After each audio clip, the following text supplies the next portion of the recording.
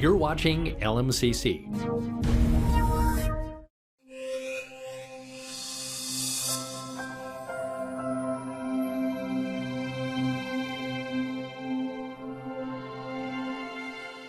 So good evening, everyone. Thank you very much for coming out tonight. I'm Mayor Charlie Miner from Lawn Lake, and we really appreciate you taking time out of your evening to join us here tonight.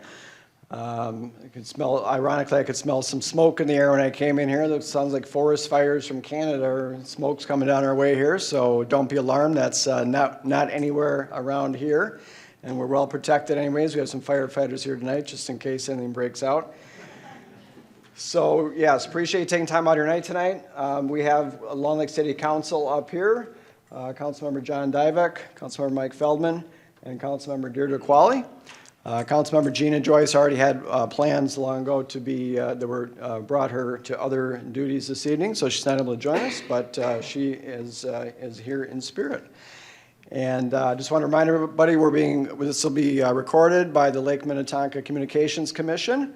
Very appreciative of them taking time out of their day to film this for us. It'll be put on their website here in the coming day or two, and we'll certainly link to it at our City of Lawn Lake website as well. So anything we say here tonight will be recorded. And I want to start by thanking the Calvary Presbyterian Church for hosting this tonight. Great second time that they've done this, and appreciate staff Chelsea Ray and Chris Ray for helping us out. And it's a great venue for us here, very close to our fire station. It's a little bit bright out tonight, so I apologize about the PowerPoint or the slide projector here. It might be a little bit hard to see some of that, so we'll do the best we can as far as pointing out what's on the slides here and what some of the information is that we're pointing at on the slide. I also want to identify a few other folks in the crowd here tonight that have joined us. Appreciate for others. We have some elected officials that came out to join us tonight from some of our partner cities. So I'll start out in alphabetical order. I'll start with Medina. Mayor Kathy Martin is here from Medina, one of our partner cities, as well as Councilmember Dino Delorier is here. Thank you for joining us. Minnetonka Beach, Mayor Joe Pagano is here, and Councilmember Jennifer Halverson. Thank you for joining us as well. And then Orono, Councilmember Lisa Benson is here. And we have a couple of fire officials in the room here tonight. We have Chief James Van Isle from Orono Fire, and Neil Wolf, who's a former Hamel Fire Chief and currently serves with the West Suburban Fire District, which I'll ironically talk about here in a little bit. So I believe I caught everybody as far as elected officials, and I guess I did not. So who did? Well, yes, of course. Thank you. I got a couple of slides dedicated to Chief Hyland. So yes, we'll make sure we don't miss Chief Hyland. Absolutely. So introductions there. Let's move on to kind of talking about what we plan on doing here over the next 45 minutes probably or so, maybe a half hour to 45 minutes. Introduce Chief Hyland. We're going to do some firefighter recognition, give you some updates on what's occurring in Lawn Lake Fire Department, some stats and things like that. Summarize what our last open house, which was in November 17th. I recognize a lot of faces here from those that were present that night. So thanks for coming yet again. Going to give you a timeline of events. What has occurred since November when we had that open house? Actually, a lot has occurred, so there's a lot to get caught up on when it comes to that. Talk about the future, what's happening in the future of fire service, not only really in our greater communities here in western Hennepin County. And then we want to do public comments, give folks a chance who want to come up to the mic, make some comments. Also, we'll be happy to answer questions as a city council here, at least those that we're actually able to answer with the information we have in hand.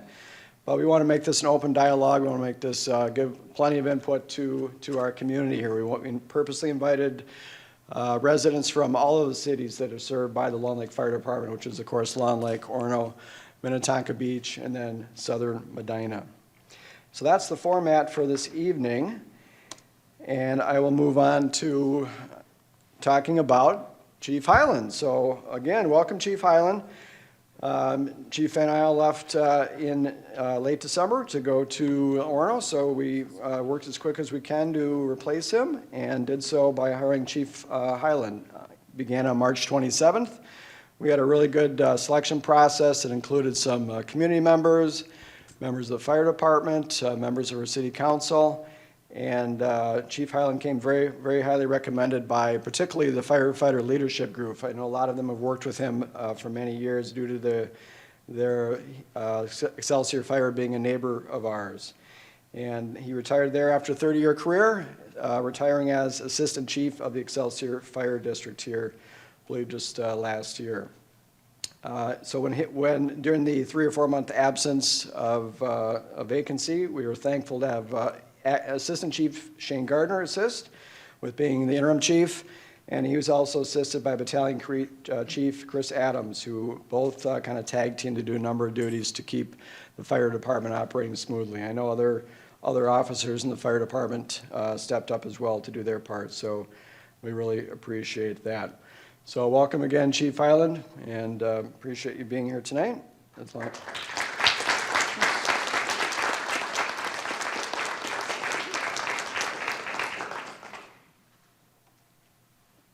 Okay, so let's talk about the stats. What's been going on last year in the Long Lake Fire Department, which again serves 4 of our cities. These are stats the fire department put together, presented to both the Long Lake City Council, Orono City Council, maybe even the Medina City Council in January, February. So this is a glimpse of what's been going on. And they're a fire department, so you'd think, well, they must, respond to a lot of fires. Well, that's on the top line there, but most fire departments, as we've been learning across the United States, that's really not the major thing they respond to. Medicals are really big. That's the third line down there, third row. 31 in Long Lake, 6 in Medina, 95 in Orono, 4 in Minnetonka Beach. Alarm calls are another big one. Row 7, false alarm and false calls, 6 in Long Lake, 6 in Medina, 65 in Orono, 11 in Minnetonka Beach. Rescue and emergency call, I mentioned those. So, fires are 4 fires calls in Long Lake, 0 in Medina, 17 in Orono, 1 in Minnetonka Beach. So thankfully, that is the anomaly as far as the calls that they go to. Incidents by city, 61 in Long Lake. I'm just kind of reading these for those of you that can't see the screen. 61 calls in Long Lake, 23 in Medina, 311 in Orono, 28 in Minnetonka Beach, and then 8 mutual aid calls. So that's where they assist surrounding fire departments who have a need for our firefighters to assist them, and then we get reciprocal assistance or mutual aid in those cases. So as a percent of the calls from the Long Lake Fire Department in 2022, 14% were in Long Lake, 5% in Medina. Again, that's not all of Medina, that's southern Medina. 72% in Orono, and 6.5% in Minnetonka Beach. Just wanted to touch on those. Next is just some statistics on our firefighters. Again, this was presented to both of our city councils earlier in the year. And this is just recognizing the top responders and the top when it comes to training attendance. So both of those statistics are tracked, and they're tracked broken down by station. So as you know, we have Station 1, which is just really across the street here, and Station 2 down in Navarre in southern Orono. So that's a breakdown of top responders by each station and top training attendance. So you can see a pretty big numbers there, and all of our firefighters that dedicate a lot of their time to serving our communities here, getting up in the middle of the night, going to calls, things like that. So very appreciative of all of their efforts. Thank you, yes, thank you.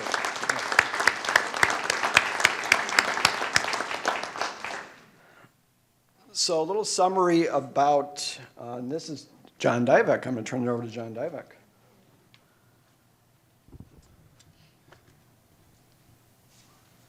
Hello, everyone. Thank you for coming. I know many of you were here for our November open house.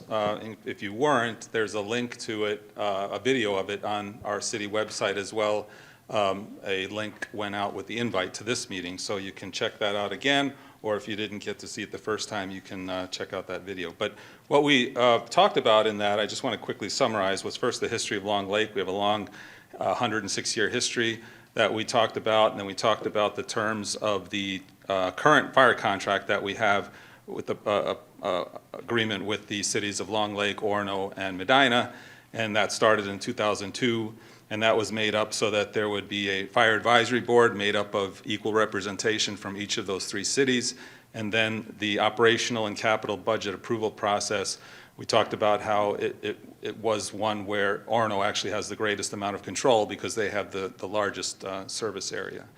And then the Minnetonka Beach is a separate contract that was added later.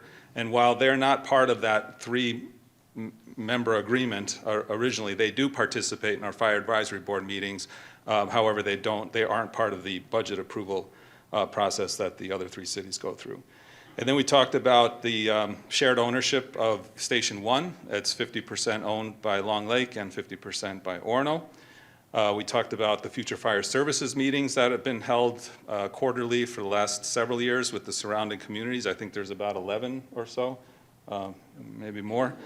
And we talked about JPAs and districts and national trends and the fact that fire departments are going more towards merging rather than splitting up. We talked about Excelsior Fire District as an example. That's a district made up of 5 cities: Excelsior, Shorewood, Deep Haven, Tonka Bay, and Greenwood. And they started that, I think, around 2000. And in fact, Mike and I met with the Excelsior Fire Chief yesterday, just a little field trip down there, and he kind of talked us through about the challenges that there were at the beginning of that, but how it's paid off in the way they operate now. So that was good to hear. And then we talked about negotiations with Orono. Charlie and I had been negotiating with Orono throughout last summer towards a proposed fire board model, an independent fire board with a JPA, rather than the fire department being under any one city. It would be instead under this independent fire board that would be made up of city officials from each city, but not run under the cities. And then we talked about the offer that we had from Orono in September, and then the options for Long Lake and the financial implications. And we tried to sort of, throughout that presentation, we tried to present the theme that Long Lake fully supports the firefighters and the sacrifices they make for the safety of our community and the other communities served. So then let's talk about what's happened since then.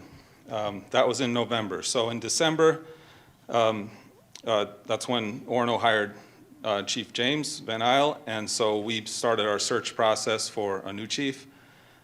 In January, we sent a counteroffer to Orono, and I'll go into more detail on these on the following slides, but just to give you a quick timeline, we sent a counteroffer to Orono that we haven't heard back from yet as of today.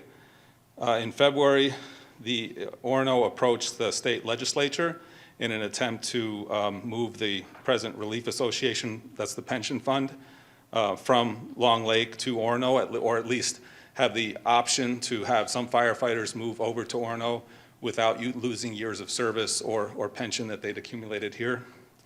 That was not with the agreement of Long Lake, and I'll say a little bit more about that. In March, that's when Chief Hyland started, as Charlie mentioned, March 27th. Welcome again, Mike. And then in April, we hired special counsel, and we sent a letter of notice to Orono regarding 4 breaches of contract. I'll say a little bit more about that. And then also in April, Orono rejected a loan of a new command vehicle to Long Lake Fire, even though we had a former agreement, and again, I'll say some more about that. And then in May, most recently, we approved the purchase of some needed equipment for the firefighters. And then there's also a second letter that just went out this week regarding some, notifying Orono of some contractual obligations regarding Station 2 in Navarre. So, first, just summarizing the offer that we sent in January. It was a 2-part offer. The option A, which is our preferred, was to go back to the table that we had been at for a couple of 3 months in the summertime, and try to put this joint powers agreement together, again, kind of like Excelsior did with their surrounding communities, and have the fire department operate under an independent fire board. That was our option A. If Orono was not willing to do that, we were willing to consider option B, which would be to sell Long Lake Fire for $2 million. We would take full ownership of Station 1 and then lease back the station for an equivalent amount of what fire service would cost us going forward. So they'd be offsetting costs. The effective date would be after this current contract is over, which would be January 1st, 2026. We would have an advisory role on the Fire Advisory Board, but not one that has any kind of authority like the current Fire Advisory Board is set up. And then we would have an opportunity to exit that with 36-month notice, so that we had the option to join the district in the future. And the reason we were willing to do that was because if we could own an asset that we could have for a future district opportunity, then we could still consider a district, which is our first choice, and then we'd have an asset to bring to that district. So that was the thought behind that. But as I said, we've not heard anything back from Orono on this offer since January. In February, I went too far ahead. Okay, so in February, the Orono had scheduled a meeting with our staff of our Representative Andrew Myers and Senator Morrison, and we were invited to come to that meeting too at the state capitol, and the intention there was to try to see if they could get a bill authored that would allow the years of service and funds to move from Long Lake to Orono before our contract was over. That takes legislative action to do that. And Charlie and I were there, Scott was there, and we spoke against that. We didn't feel like there should be this hybrid relief association fund. It would only potentially dilute one. It would be a complicated mix. Plus, it would incentivize firefighters to leave Long Lake Fire before our contract is over, and we didn't want that because we want to be able to serve the communities that we've been serving. And the staff of the legislative staff said that unless everybody was in agreement on this, that probably was not going to be something that they were going to do. So we left there feeling like, I left there feeling at least pretty good that they're not going to be able to do that without our agreement. And we said at that time, the pension fund either belongs wholly in Long Lake or wholly in Orono, depending on what kind of agreement that we ended up with. And so they said, you guys need to go figure this out before you come back to us. Next is in February, we sent a letter from special counsel because we felt like there had been some actions by Orono that were breaches of contract, or at least a violation of the implied covenant of good faith. And the first of those was, in spite of there being 3 more years on our contract, they hired away Long Lake's fire chief. That was number 1. Number 2 was they purchased a ladder truck that had been identified by Long Lake Fire, evaluated by Long Lake Fire Resources, and was being considered as for purchase under Long Lake Fire, and then Orono decided to buy it on their own. The third one was the Relief Association funding in years of service that I just talked about, that they tried to change. And then the fourth was that they've stated that they'll refuse to approve future capital budget or participate in any shared purchases of equipment for the duration of the contract. So that letter went out on April 25th. So that you've heard some talk about the capital improvement plan, budget, CIP we call it, and the fact that it's underfunded, which is true. It is underfunded, but Orono has had control of the CIP budget throughout the arrangement or the agreement that we've had. And in the early 2000s, the chief at that time requested an increase to the CIP budget due to rising costs of equipment, but he was told instead to make cuts in spending. And then a 3% increase was finally granted around 2013. That was supposed to be a 3% annual increase every year, but it was just a one-time increase.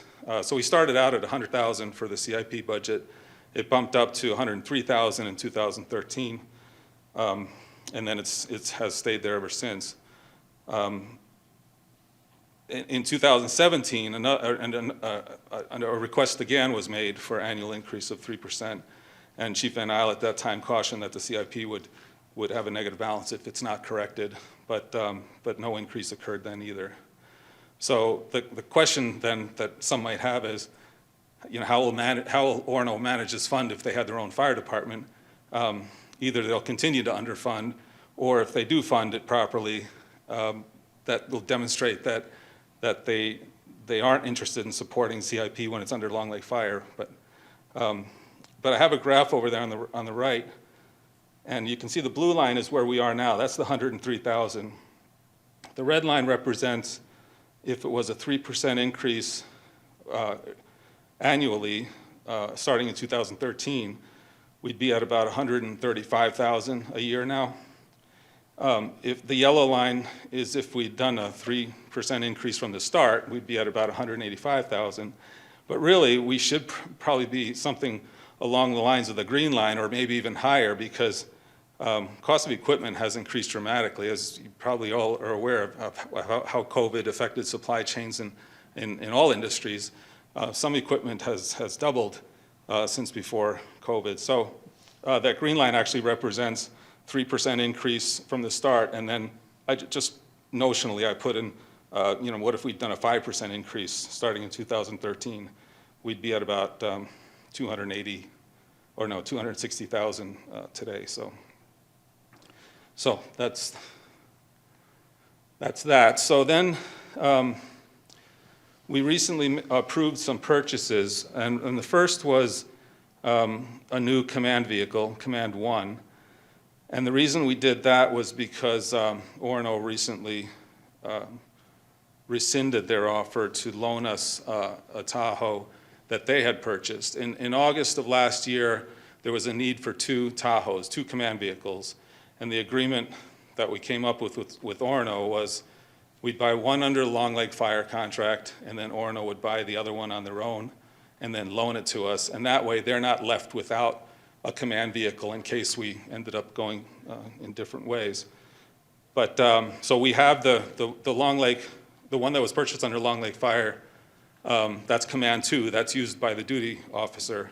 We have that under the Long Lake Fire contract. And then on April 24th, Orono decided not to offer the one that they purchased as Command 1. So we then, in May, approved the purchase of a new Tahoe for Command 1. Additionally, in April, we approved a new rescue / utility vehicle, and this was to replace an older utility truck, Utility 11. And this was the highest priority on the CIP. This has been on the CIP for several years, and it actually had gone in front of Orono in May of 2021 and June of 2022, and in both cases, it was tabled until a later date, which just never happened. So I mean, we just said enough is enough. We can't wait on Orono. We just have to be proactive and give the firefighters what they need, and so we approved that. And then the third one was something that Chief Mike and Ryan Gonzer came up with. The next highest need on our CIP is engine 11, and new engines cost about $1 million, and so that would be a tough buy to do right now, going it alone. But we found this really good candidate of a used truck, and that has been evaluated by the firefighters, and Mike knows it well because it comes from Excelsior, and so we authorized the purchase of that. So we'll be getting that in the first quarter of next year. And so we'll put those two, the rescue vehicle and the engine, on our CIP for 2024, and we'll put that in front of Orono because we do every year, and then they'll vote on it, and they can, if they choose to participate in it, then we will share the costs like we normally would. But if we don't, and I'm expecting that they won't, we are fully prepared to, and we're allowed to by the contract to pay for 100% of equipment. So we'll be doing that, and then Long Lake will own those three vehicles 100%. And then in addition to that, we recently approved the lease of a number of mobile and portable radios that were identified by the chief and other firefighters as an urgent need. And then looking to the future, we had the opportunity to purchase the lot next to Station 1, which we did. And that's a lot that goes from Willow to all the way to Holbrook. And it's a 1.7 acre lot. And we felt it was the thing to do because in a way, it future-proofs Station 1. It makes it a viable station going into the future. We don't know what exact plans we would have for that, but you could potentially do firefighter housing, potentially do facility expansion. So we're just kind of, we saw the opportunity, we thought we'd take it. So that's part of, I guess, looking to the future. So we'll leave it there, and then Charlie, you're up next. Isn't it true that Orono hasn't participated in their 3% on equipment since 2017 or earlier? But they have, the budget stayed at 100,000. Yeah, I was going to say that. I mean, there is no fund that the money goes into from the cities. There probably should have been. There probably should have been set up that actual money is transferred into a fund. They're supposed to be, the cities are supposed to keep the allocations available for that. I would say that going forward, I wouldn't expect, so when I say there's 103,000, I don't expect there's just 103,000, at least not Orono's part of that going forward. But I'd have to run the numbers to see. The last major purchase that we did together was a 2017 engine 22, is it? So that was the last big purchase. And so you kind of have to run the numbers to kind of see, well, did that deplete all of their allocated funding or not? But yeah, so I wouldn't say that there haven't been any big purchases since 2017, let me put it that way, so. And this land acquisition was just done very recently. We just closed on this last week, so very, very fresh news here. Next slide. So let's see here. What happened there? There you go. So many are familiar with City of Orono just released a draft needs assessment, or a fire department needs assessment. It was officially released May 8th at their Orono City Council meeting, and it has 4 courses of action, or COA, in it. A lot of staff time went into it. It's a very good detailed report. I think 83 pages long or something like that.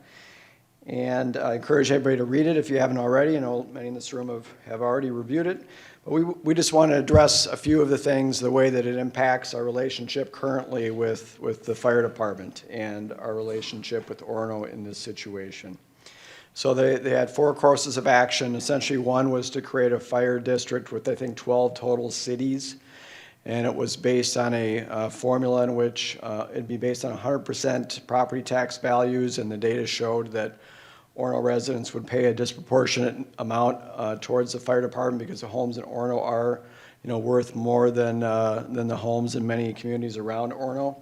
So that was not a recommended option based on that funding formula, which I'm going to get back to here in a little bit. And there was, and I might not have these in the right order, there was another one to essentially, acquire or I forget the word used, but the Long Lake Fire Department to continue negotiations to try to acquire the Long Lake Fire Department. And then there was 2 recommendations for creating an Orono Fire Department, and then there were sort of subsets of that. So I won't go into all the details, and Orono will be presenting that at their meeting on Monday, and they will certainly do that.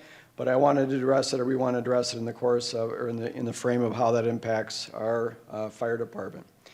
And so this is the recommended course of action. It's number 4. It's their staff recommended course of action. It doesn't mean that this is one that's going to be approved when they vote here in the coming weeks, I guess, but it's just recommended. So it's to create an Orono Municipal Fire Department with duty crews and full-time employees.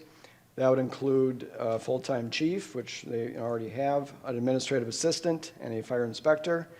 And then there'd be Monday through Friday duty crews, which based out of Station 2, I think is the main where they would mostly start that, as well as paid on-call firefighters.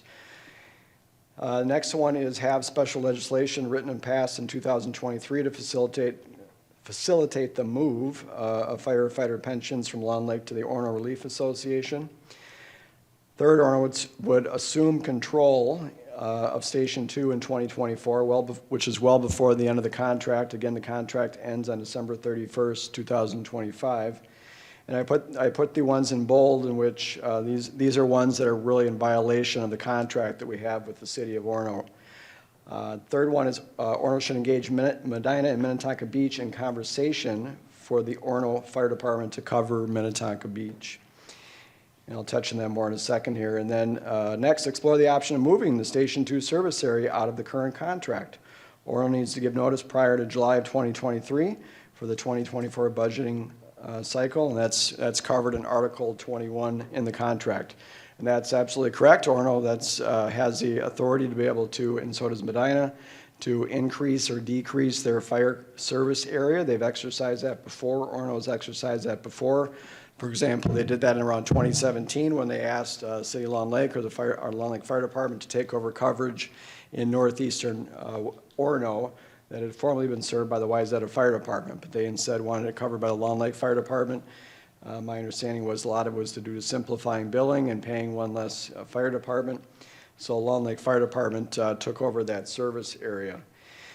And then the last bullet there is they offered if there were cities contracting with them for service, so maybe it'd be Minnetonka Beach or Medina or Long Lake, what have you. There's a formula there which is based on a third property tax value, a third population, and a third call hours for contracting cities served. And that's actually a formula that we, John Divick and I agreed on tentatively back last summer with Council Member Seals and Johnson from Orono.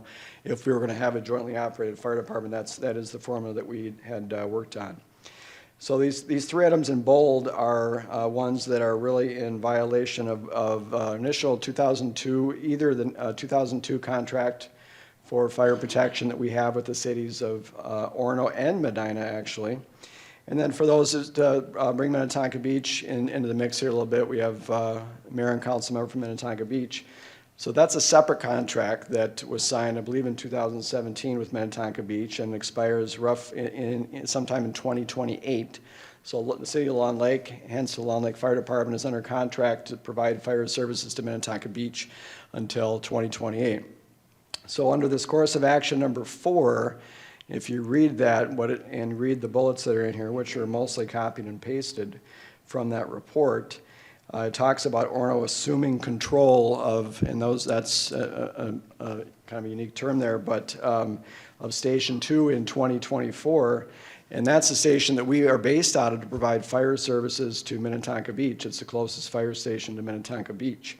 And our contract is pretty clearly written, and there's an addendum to the contract in 2011. It was actually signed by, I see former Mayor McMillan is here from Orono, and she signed the contract, as well as our city administrator, as well as our mayor at the time and city administrator. It's a very lawful contract. And as we go into the next slide here, that really brought us to, unfortunately, having to send a second letter from our special counsel to the city of Orono. So we'd sent them the first letter back in April, and thank you, John.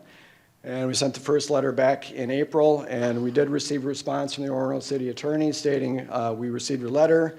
Orono does not intend on violating the terms of the contract whatsoever. We're meeting as a city council to discuss this on May 22nd, which I think is next Monday, and they'll address it or words to that effect.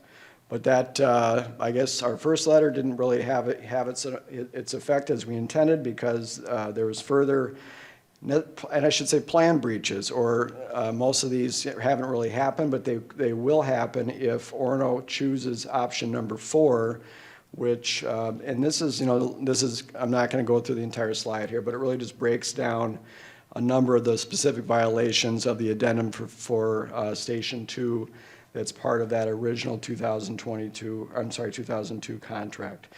So we really feel that what the actions, if they are to occur, would really create a public safety issue, not only for us to be able to serve Minnetonka Beach with fire service, but also to serve really, southern parts of Orono and our overall coverage area.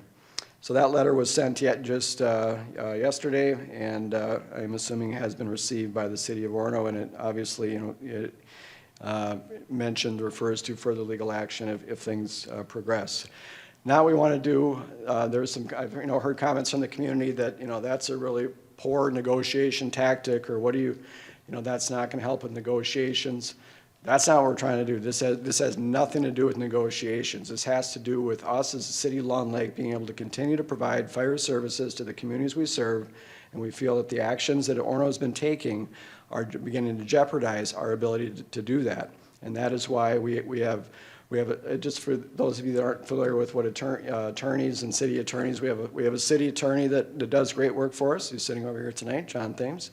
But we took the unusual step of hiring an additional attorney, sort of special counsel of sorts, to look into this, who's a lot of experience in this area. And both of our attorneys are in agreement that these are breaches of our contract. So something we're taking very seriously. We hope that it doesn't lead to further legal action. It's not going to help either one of our cities. It's going to cost all of our citizens money to pay for this, but we feel that in the interest of public safety, this is really the only choice that we had. So back to Orono's needs assessment for a bit. One thing that we're really disappointed that was missing was the number one choice that Long Lake has been asking for. So in January, Councilmember Dybvik mentioned we sent a letter to Orono with two different options in it. One was option A, which was to enter into a jointly operated fire department with the city of Orono. And the second option was a financial buyout, if you will, that involved equipment in the fire station and things like that. And so our preferred option, which was A, was not listed in this document, and we're still hoping it'll be considered. But it's really based around what the good negotiations we had last summer between Orono and Long Lake council members. We came up with this concept of a fire board. I believe John already touched on that, and made up council members from both cities. And we did at one point say that Orono could provide administrative support to the fire board. In other words, HR, IT, things along those lines. But we really wanted administrative staff to be, report to the fire board. Really what we're trying to do here is exactly like Excelsior Fire District does. Instead of having any city officials or city employees working for the fire district, it's all employees of the fire district itself, and then there's representatives from each city that make up the board of the fire district.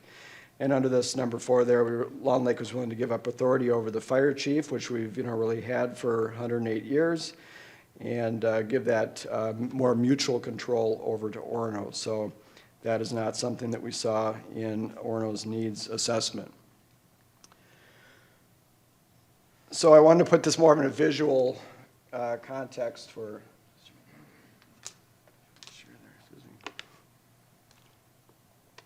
a little more visual. Get bored with all the text on slides and everything. So this is really our preferred option A, and this is something we've been pushing for at least probably a year and a half or so. I know most of you have heard about this before, but this is where we are now. As far as Long Lake over here, been operating on the left side, been operating a fire department exclusively since 1915. We're the ones that are managing the fire department. And over on the right side is what Orono's desire is, which is to operate their own municipal fire department, or in some cases, as they say, take control of the Long Lake Fire Department. And all we want to do is we want to meet in the middle. We want to meet right down the middle. See if my pointer works there, but you get the concept. We want to meet them halfway so that we can have a mutually operated fire department with Orono. We're not trying to do something here. We're not trying to put humans on Mars or cure cancer here. We're trying to do something which would be nice, but we're trying to do something that's been done in many, many other communities, been very successful. Again, right to the south of us here, Excelsior Fire District. It's working quite well. It's 5 different cities that came together about 20 years ago to do this. And it's a very similar situation. The city of Excelsior operated the fire department for many years, provided service to surrounding communities. many of which were paying more for fire service than Excelsior was. And they came together over the course of a year or two, or I think around 18 months or so, and they agreed to do this. And it's been a very successful model. Their budget is way higher than ours is. They haven't had these kind of fighting over how much the CIP is or who pays for the CIP. I know I heard a good feedback yesterday from their field trip there, so to speak. A lot of good equipment, a lot of good resources, and they serve their community well. We are part of the Future Fire Services Planning Group that you probably heard about before. It's 11 cities or so and fire departments that meet on a regular basis. We've been meeting for a couple of years. We've had some really good discussions about what's going on in the communities around us. And we had a presentation from them, from representatives from the Excelsior Fire District maybe nine or 12 months ago, last summer, I believe. And it was really interesting to hear their perspective, because there's a council member there from Greenwood and a council member from Deep Haven, for example. And Greenwood is very, very wealthy homes in Greenwood. I think some of the wealthiest, or I should say highest property values in Hennepin County. And they pay, their fair of taxes, obviously. In this scenario, they actually pay, a little bit more than some of the other 4 cities do in the organization. But one of the representatives or council members from Greenwood is like, I live in Greenwood, but I go to Excelsior to go to restaurants, or I go to Shorewood to watch my grandchildren playing a baseball, in a baseball field, or things like that. They go to different cities in their community, and they want to have good fire service in the cities that they're going to. They're not just focused on the fire service in their individual community. They want what's good for the overall community surrounding them. It's more of a partnership in that way. They don't see themselves as having geographical borders or walls between individual cities. And that's been a very, very good success story for them. And there's obviously, somewhat of a reason why we hired Chief Highland, besides the fact that he's well regarded in his field and recommended by leadership in the fire department, but he comes from that background as well. So this option is the best scenario for all involved. Long Lake gives up some control. We're willing to do that. We're not on some kind of an ego trip here. We're willing to do that for the betterment of our communities. Orono gets more control. They kind of say that they don't have control, but when it really comes down to it, they do have. And when I say Orono, it's not everybody in Orono. It just kind of comes down to maybe about 3 council members or so when they say these things, that they don't have control, and they actually do. They have financial control over the budget and the capital improvement plans. They actually have more control than we do, ironically. Most people wouldn't think that. So we're willing to give some of that control, so to speak, up to meet them halfway on this. So who comes out ahead in this? The firefighters do. There's going to be no change, and the firefighters are not going to have to figure out, which fire department they have to go to or anything like that. Again, Orono gets more oversight. We retain partial oversight.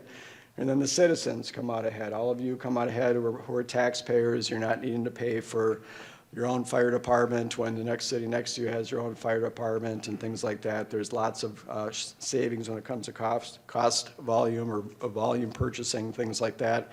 Obviously, firefighters are big things, sharing our firefighters amongst our communities versus having silos of firefighters in different communities. So we're really hoping that Orono is will continue to take a look at this, even though it was not one of their 4 courses of action that is in their report.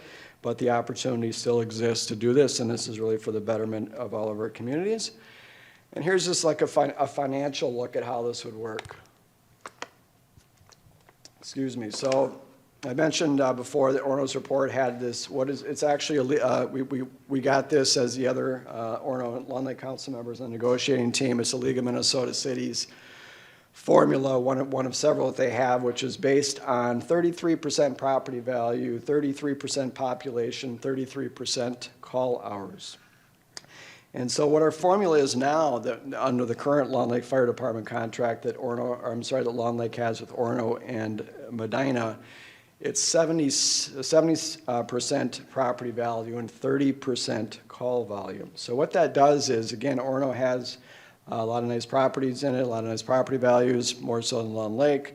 And what that equates to is that Orono pays a disproportionate amount for fire service. They're paying a higher percent because of that 70% property value, 30% call volume breakdown. So this formula from the League of Minnesota Cities there in the upper left, that's actually a more favorable formula for Orono because it reduces greatly the amount of that property tax percent that they would pay. And the other 33% is population, the other 33% is call volume. So if you look at the chart on the right, for those of you who can see that is, well, let me start at the bottom, which is the current percent that is what our cities currently pay. So you've heard this, I'm sure, many times from Orono that they pay 85% of the bill, and that's true based on this formula. Even though they only receive 72% of the service, they have about 72% of the calls. So there is a mismatch there because they're paying a larger percentage than their percent calls are. Long Lake is 10%, and then Medina is 5%. And Minnetonka Beach is based on a different contract. They pay a different amount. It's not the same formula. So when we had negotiations back last summer with our Orono counterparts, we talked about this, and Chief Van Isle at the time put together these statistics to show what this would look like if we had a partnership amongst either 3 or 4 or 5 cities. And how this would work is if we just, and this is of course depending on Minnetonka Beach, our friends at Minnetonka Beach and Medina be willing to do this, but under this formula, Orono would immediately, their percent would drop to 81%, and ours would be 13%, and Medina's would be 6%. But then if we add Minnetonka Beach into the mix, again, because they're in a different contract now, Orono would drop down to 75%, Long Lake would increase to 12%, Medina would be at 5%, and Minnetonka Beach at 7%. And then the big one is if you add a 5th city into the mix. And so let's say in this example, Wayzata, and this is just an example. I'm not saying that although we have discussions with all of our surrounding communities about the future of fire services, and there's a lot of discussions about merging. But when there's 5 cities in the mix, Orono's percent drops down to 49%.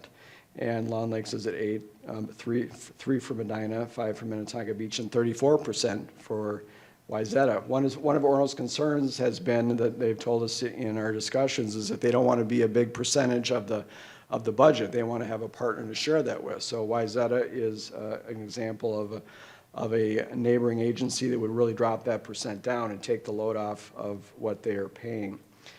So if you look at these percentages here, they would all, most of them would increase, or a couple of them would increase a little bit for Long Lake.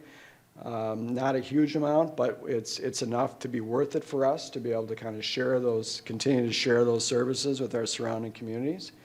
And Orono would really come out ahead if they were to look at this model. Now, if I was an Orono resident sitting here and I was looking at this slide, and if I were to be going to Orono's meeting on Monday to learn more about the needs assessment, I would, and if you're fortunate enough to get up to be able to ask this question, I would ask, what have you done the numbers on this Orono?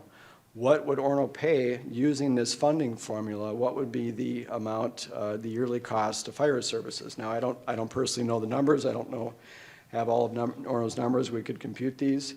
Try not to overwhelm you with data here, but that's a really good question as to, was this considered? There's a little bit of not an apples to apples comparison in Orono's study because one of their courses of action was to be in a fire district with 11 different cities, but they would use that 100% property value formula, which again, like I mentioned earlier, really shot Orono's percent up. But they did not do an analysis using this formula, which would actually decrease the numbers that Orono would be paying as compared to that other formula. So that's something we'd be very interested in seeing, is what the comparison would be when it comes to that. So just a few updates, a little more updates now about what's going on around us when it comes to fire service. We did touch on this, I believe, back in the open house in November. And there's a big merger occurring to the north of us here. It's going to be official, I believe, July 1st, officially maybe June 1st in some regards, but July 1st, the newly formed West Suburban Fire District, which will be a combination of the Hamel Fire Department and Loretto Fire Department. Took them between 18 and 22 months to form. Credit goes to the Future Fire Services group that's been meeting, because we had a guest speaker there one day. His name is Todd Newcomer, and I believe he's in the room here today. He's a resident of Long Lake, and he gave a really good presentation about fire districts and what's been occurring out where his experience working in a fire district in Oregon. And the chief of soon-to-be chief of this fire district said that after the meeting, he and the chief of Loretto, so the Hamel chief and Loretto chief, went out in the parking lot after the meeting, and they said, we're going to get this done. That's enough. We've been talking about this for years. We just heard a great presentation from a gentleman who's lived this experience, who's been from a fire district, and we're going to get it done. And they did, and that's going to be occurring here shortly. So they're going to be roughly a combined 50 fire departments serving quite a few areas here, which I'll show in a future slide.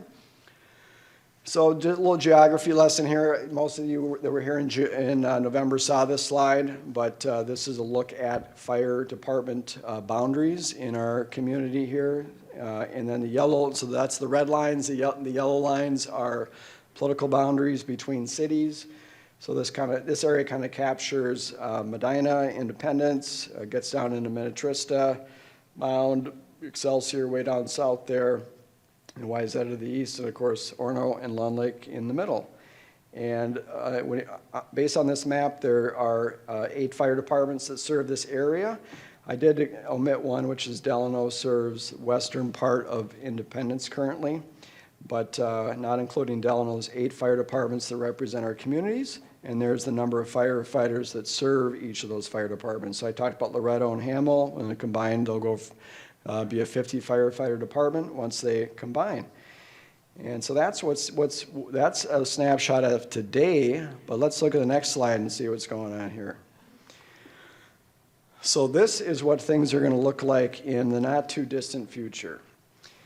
So if you look to the north, you can see Medina there in the green, and that is Medina, kind of the northeast corner of the screen, and Independence and Maple Plain. So as of last week, the city of Maple Plain gave authorization for its mayor to begin negotiations with the fire chief of the West Suburban Fire District for the Maple Plain Fire Department to join the West Suburban Fire District. So that's the area in the green there. So you look at Maple Plain, Loretto, and Hamel. If it goes through, now these things take time. It could be 18 months or so, 12 months for merger discussions to occur. That could become a 74 firefighter fire department serving all of those areas shown in the map in green. And then this has been going on for many years, but has recently resurfaced. My understanding is because of the success story with the West Suburban Fire District and Loretto and Hamel merging, that has reignited discussions between Mound and St. Bonifacius fire departments to potentially merge. That is something that's been encouraged by the cities that serve them, most notably, or that they serve, most notably Minnetrista. And so if those two departments merge, that would be a 68 firefighter fire department. And down to the south, I've talked a lot about them already. Excelsior Fire District is served by 43 firefighters, and unfortunately not much on the map here, but they serve 5 different cities. And then of course we have Long Lake at the top with our 42 firefighters, and Wayzata has 24 firefighters. And I put question marks there because none of us know what the future is here. But that's 250 firefighters when you combine all of those cities serving our areas. And hopefully you can see a theme there, because I certainly did, and it's that fire departments are merging together and I'm sure they're not doing it for no reason. They're doing it because of finances and how expensive fire engines are. They're doing it because there's a labor shortage for a wide variety of occupations, including firefighters and public safety. And they're doing it because there's strength in numbers. Many know I was a police officer. I retired last summer after 27 years as a police officer. Worked at a 60-officer police department. If I worked at a 5 or 10 officer police department, there's not going to be as many resources as there would be. There's not as much staff, not as much training opportunities, equipment, things like that. There's strength in numbers, and that's what these fire departments are seeing. So again, if I were at the Orono Council meeting on Monday as an Orono resident, another good question to ask is, when this is occurring all around Orono here, all these mergers occurring, why are we creating a brand new fire department potentially when every other city around us, for the most part, has either already merged to the south or are in discussions to merge around us? And Wayzata, I haven't mentioned much about Wayzata, but they have a report that their city commissioned and was completed a couple of years ago that mentioned that their city should look at partnering more with a neighboring fire department in some shape or form, as well as that they should hire a full-time fire chief. So that, lots going on around us here, and again, this is really all since November, which is why I'm giving the update. And it's really, to be frank, in the last couple of weeks, a lot of this has began to change. So in summary here, and we want to let you guys do some speaking too. Long Lake Fire Department is obviously an invaluable part of our community and the communities it serves. I know none of us would disagree with that. Again, I've not heard any of the cities that we serve really give any complaints about the services provided by our fire department. All of firefighters do good. Saw a lot of you at the pancake breakfast here that they sponsored a couple weeks ago. Great event, one of many great events that our firefighters put on, and their families as well. It's not always just the firefighters, so thank you for the firefighter families for that. And we're proud of them and the services that they provide, the training that they undergo, and the dedication that they have. And what we're trying to do as Long Lake is we're not trying to empire build or things like that. We're trying to provide public safety services for our community. That's been our number one goal as a Long Lake City Council, I feel, and the city of Long Lake in this whole ordeal is to do the best we can at that. I know this is taking a toll on our firefighters. They sign up to protect us, not to be having to worry about where their pensions are going to go or that type of thing. If they'd have to pick sides, this is hard on them. It's been challenging for us as well. But ultimately, what we're trying to do is look out for public safety, not only of our city but of the cities around us. We feel that since we've been operating the fire department for 108 years, we have a duty to do that. Well, we want to look for additional ways to partner with cities around us, with fire departments around us, because we know that it's not sustainable. We've been researching that. We've been hearing from experts in the field, in the community, in State Fire Marshal's office that they are encouraging consolidation and partnerships, and are obviously trying to keep costs under control as well. Very expensive to buy equipment these days. That fancy-looking pickup truck that has the giant wheels that I've been promised I can get a chance to drive once it comes in, that was, I think $205,000 or something like that. These things are not cheap, and they take a long time to get. And so we'd love to see a solution. Again, we're still hopeful that Orono will come back to the table and be willing to compromise with us and meet us halfway on some of these things. We are open for that. There was a handout that we had at the entrance here. If you didn't grab one, please do on your way out. Had these printed. It's a claim versus fact sheet is the way we kind of frame this, and there's a number of items on both sides. And when these are things that we've been kind of hearing about, either maybe from Orono or maybe in the community or maybe misunderstandings over the last year or so, and we put this together as our city council and staff. We try to be as diligent as possible to ensure that everything in here is completely factual. If something comes up, you think it's not factual, please reach out to me or somebody else, let me know. We'll drill down and give you an answer on it. But a lot of good information here that, again, if you're maybe going to Orono's meeting on Monday, have this in your hand, take a look at it. As you're hearing some of the things, you can maybe kind of do some checking here and see what kind of information is on this sheet, because we tried to cover as many bases as we could. And I forgot to, that's the slide I wanted to do for that, but you get the picture. That's what it looks like. And then lastly, this is our website. So we just actually created a new page on our website a couple of days ago, kind of cleaned it up a bit, but the red tab there, that's really everything, not everything, but quite a bit you need to know or you should be aware of when it comes to this whole situation. We've posted most of the documents that have been involved in this situation there, whether it's letters that we've sent to Orono or letters Orono has sent to us. Our new letters are in there that our legal counsel has sent to Orono, and things along those lines. So it's kind of one-stop shopping. You know, as Long Lake, we're trying to be as transparent as we can. We don't have anything to hide when it comes to the situation, so we're trying to put as much information out there as we can so that folks can take a look at it and draw their own conclusions on things. So that is our presentation, and we're going to turn it over to you now. If anybody has any, oh, thank you.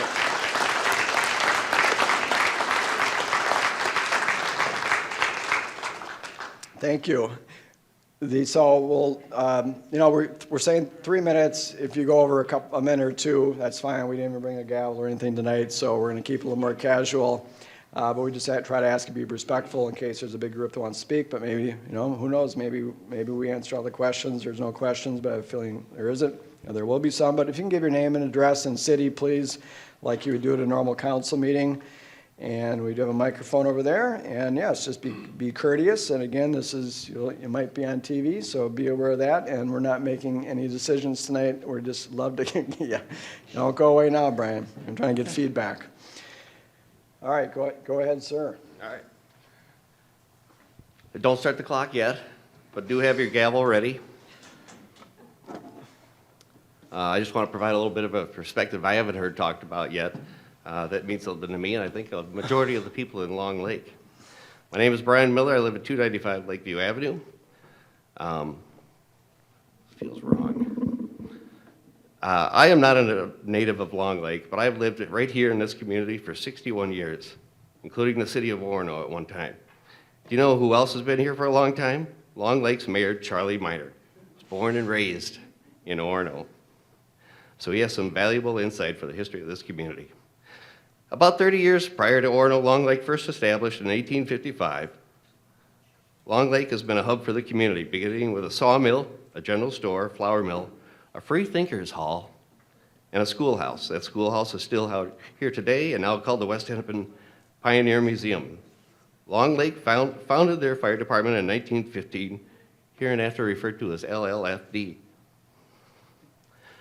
The families of many founding members of Long Lake still live here today. Many of their homes still exist in Long Lake. Many of those families served on LLFD throughout the years. Samuel Rettinger founded the LLFD, and his grandchildren are my friends and neighbors. My current home was built by founding members of Long Lake, the Gaspars and the Gerbers. They owned it until 1987. They are buried on top of the hill at Union Cemetery on Long Lake. Long Lake first expanded, excuse me, let's skip that part. Long Lake has expanded LLFD out of necessity for the community. They could have just stayed at their own city, but that's not what people do with police and fire who trust their surrounding communities. Working with the cities of Medina, Minnetonka, Beach, and Orono, the fire department has grown. When MnDOT forced the Super 2 to run through Long Lake, the LLFD station had to move. Out of necessity for the community, Orono and Long Lake agreed to move the Station 1 to its current location on Willow Drive. Out of necessity, the community has historically worked together to make LLFD better. So does that mean the current regime in Orono should take over LLFD, stripping Long Lake of its long history, pride, and dignity? No. The best thing to do is to continue to work together with all the communities for a sustainable fire district that is proven to be cost-effective as you can get. Nobody is starting a new fire department, especially where one already exists. Arg. Since November of last year, Orono residents have begun to ask Orono officials questions such as, why are we starting our own fire department? Is the current system broken? What is our fire department going to cost? What are you going to do with the ladder truck, command vehicles, and fire chief that you have already purchased until your term with LLDF is up? By the way, Orono is currently paying 2 fire chiefs until the end of 2025. And you know what? Not one Orono official has answered those questions other than to say, now we'll do a needs assessment. No decisions have been made yet. Really? No decisions have been made? That's your response, Orono, after you already started the Orono Fire Department. You've already decided that you have spent the money at the expense of Orono taxpayers without an actual plan. And if anyone has not witnessed the actions and inactions of the current Orono mayor, they need only Google Orono Mayor Walsh/news and watch the Orono Council meetings online over the past year, where the mayor and some council members berate and belittle not only Orono residents themselves, but members of the community, and now their newest fellow council member, who, by the way, won the majority vote in the last election. These Orono meetings are painful, shameful, childish, and embarrassing to witness. This entire posturing of the Orono regime is clearly a ruse. It's irresponsible and unacceptable. And anyone who thinks Orono officials are folks we should follow into the future, think again. I'll leave any professionalism and niceties for the Long Lake officials and to negotiate with Orono. But from a longtime resident of perspective, I am pissed off.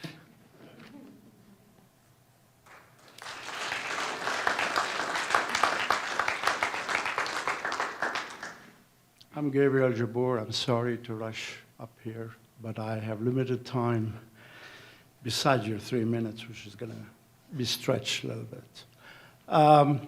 For those who know me, I've been here 52 years. My daughter is fifth-generation Orono resident from her mother's side. I think the mayor went to school with her. I was extremely instrumental to reunited Orono Long Leg after a decade of litigation. And actually, I left office in 2000 because there was a lot of question, why are we putting these two cities together? Put them on the ballot for merger.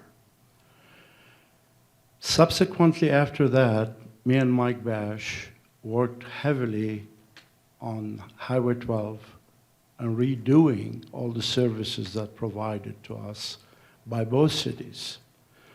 And you, Mr. Mayor, council member, were put in quick condemnation, 90 days, and offered $360,000 for your facility. I think one of the council member who went with me to MnDOT is here. Mayor Schaefer, I suggested to her that I could go negotiate it if something goes wrong. Who am I? I'm neither an elected official nor I represent Long Lake. We got $7.2 million, and that's how that station was built. Orono did not spend $1 for that station.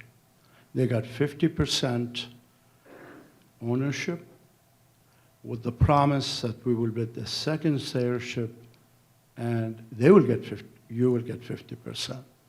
At the time, we had a little bit confusion about how to proceed forward, which resulted with the present contract. We were a customer. For example, Maple Plain did not bill us for 4 years, and the bill was $18,000 for 4 years. So what happened, we decided that things are changing. As you know, engines are hundreds, thousands of dollars, and now millions. City, we built a facility. Maple Plain wanted to build a facility. Mount wanted to build a facility. We were 28% of the budget, 18 calls out of 380. So we had to pay 28% of the building. Same with Mount. Why is Orono have a highest cost and highest percentage of operating? Is because Long Leg saved our tail. You took us and allowed our citizens for the last decade to save millions of dollars by moving from 28% budget, 30-some% budget, because it's all based on value, to a very small amount of money to you. Why Orono paying more? I understood all along why. It's because we need special equipment. We need pumpers. We need tankers. Rick Perry and Mike, God bless him, I forgot his name. Doc Brown, my friend that I forgot his name, used to go to Meyer Brothers and buy old milk tankers for $5,000 and turn them into tankers. Those days are over. So we said, do you want us as a customer or do you want us as a partner? A customer tells us what it'll cost, like Minnetonka Beach, and we decide to buy it from you or them. We decided to partner with the understanding that we'll descend to a bigger picture in the future. Same thing happened. We went to Excelsior. Excelsior covered us in Station 2 for 2 years. You bailed us out. This bookkeeping story was Wayzata, yeah. Bookkeeping is very difficult for cities. And that's, you took us again. So we're dominating the cost because you saved us. I understood that. Now, when Orono and Long Lake were litigating over annexation, by the way, I showed up at the station site every single day during construction, both of them, and made sure that some of our friends in the community built it very, very expensive because the firefighter wanted to spend $5 million, and that didn't happen. We written a check back to the cities for that, for the balance. Now, I personally feel very bad for the firefighter. This is like a family having a divorce. They're stuck between the father and the mother. One day they're feeling really good about the father because they went to a ball game. Next day they're feeling really good about the mother. And maybe they learn how to play them against each other. But I could tell you, we know what Long Leg have in shortcoming. They don't know what Orono have in shortcoming. I tell you that firsthand. I went and talked to all the presidents of the fire districts from Excelsior all around the area, and they told me after they looked at all of that, that the model that Orono are trying to build is 1950 model.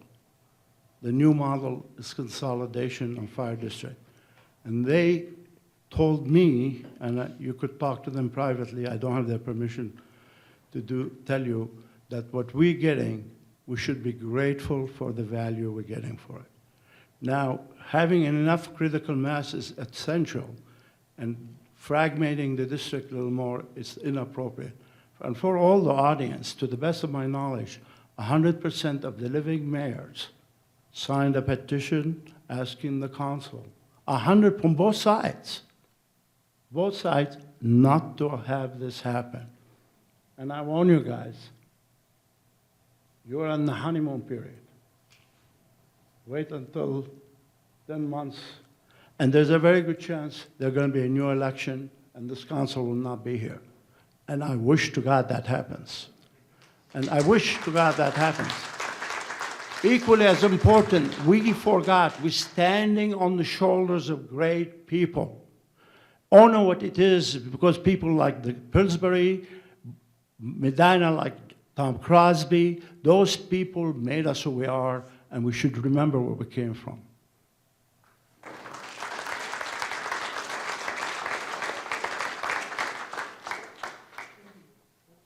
A little bit shorter, sorry.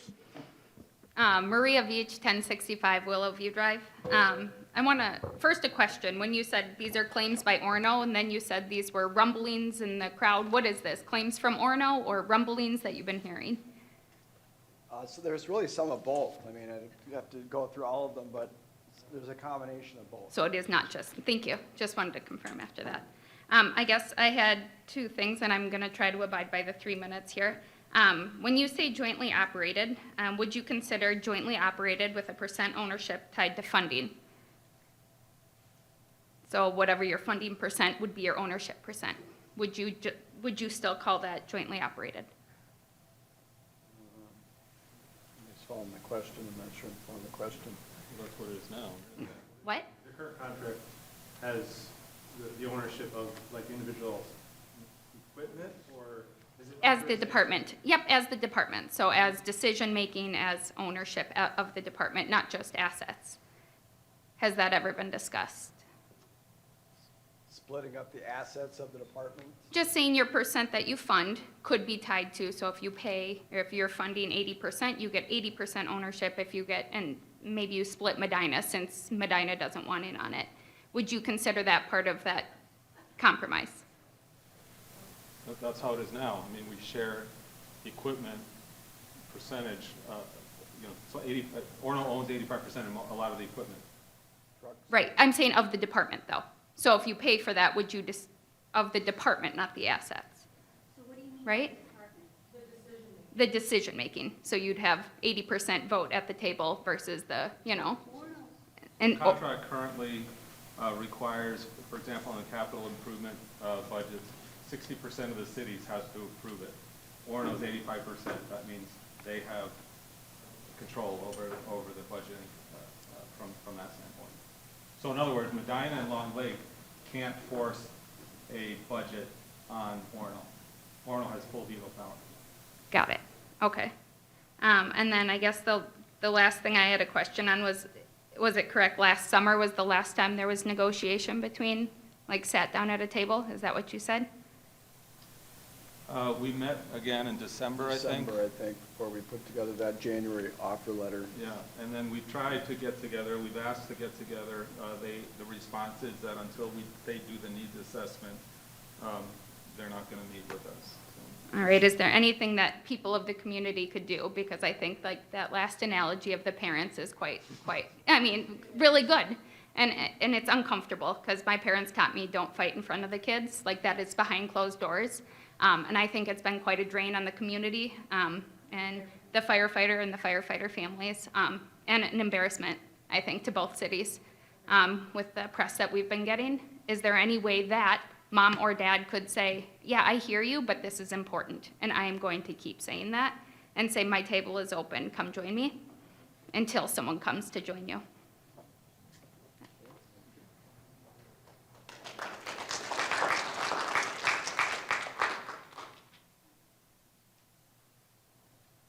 Start 3 minutes yet. Jim Elder, 195 South Brown Road, Orono, retired firefighter. I think I can address your comment because my comments, which I'd written all day and now I don't think they're relevant. I start with a comment of what's a stakeholder, and all the stakeholders are here. They're the firefighters. You're the core asset of the fire department. They're the citizens whose safety is being served by the fire department, and the taxpayers are going to pay for it.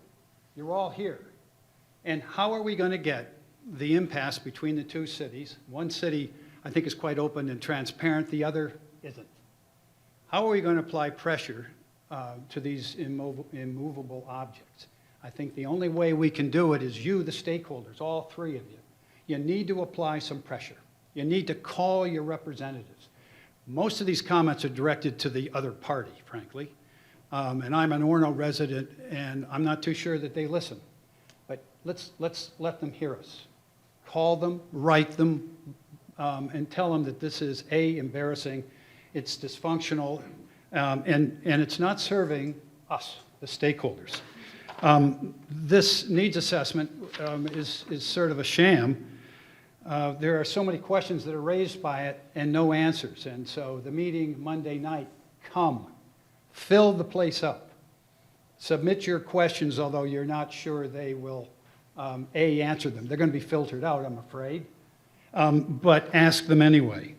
And I was going to tell you that I've given up. I've told Charlie that I feel like Sisyphus trying to roll that damn rock up a hill.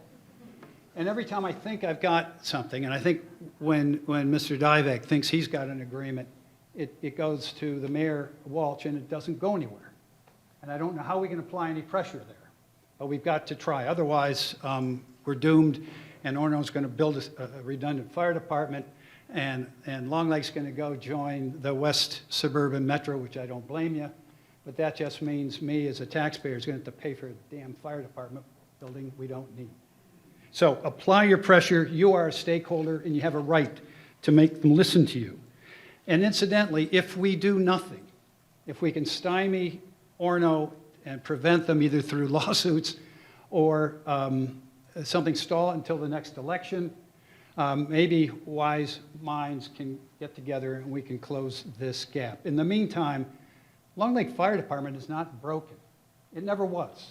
This whole exercise of fixing it, I think, is misguided. So I take some confidence and pleasure in knowing that the fire department is working. It's working well. So we aren't going to be out on a limb if we make no decisions. A bad decision is better than, no decision is better than a bad decision.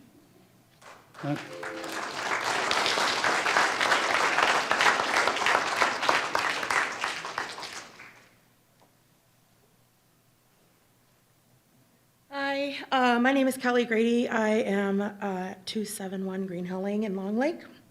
I am a fire wife, so I've been part of the Long Lake Fire family for some time. I wrote something that I posted on Facebook, and I just thought it would be worth reading. The last time that you had this event was in November, and I spoke at that event as well. And since then, what I've been referring to as the tug-of-war for the fire department between the city of Long Lake and the city of Orono is ongoing. And since then, I have dedicated an embarrassing amount of hours to having conversations with council members, current and former firefighters, fire families, and community members. From what I have gathered, there seems to be a fundamental lack of understanding of what the problem is that we're trying to solve, which Jim just touched on. Even people in the know during this presentation, and I've spoken with people on the Orono Council as well, have a really hard time putting their finger on any specific issues that would lead to some of the drastic changes that are being proposed.